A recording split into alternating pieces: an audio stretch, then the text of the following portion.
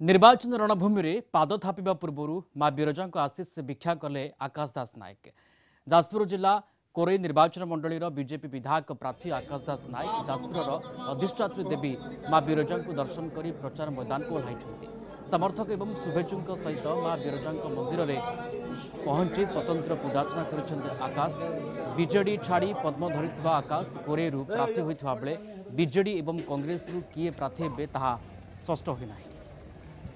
समस्त आराध्य माँ विरजा के निकट में पहुँची एवं निजक समर्पण करी जो लड़े मु लड़िया जाऊँगी ये लड़े मोर नुहे ये लड़े कोरईवासी स्वाभिमान लड़े एवं ये लड़ई रे माँ आशीर्वाद लड़ी मोर संपूर्ण आशा और विश्वास माँ आशीर्वाद कोरईवासी आशीर्वाद स्नेह श्रद्धार विपुल संख्या भोट रे आगामी इलेक्शन आम जितबू एवं जहाँ अधूरा स्वप्न रही कोरईर उन्नति से उन्नति को आम समस्त मिलमिशि करूँ।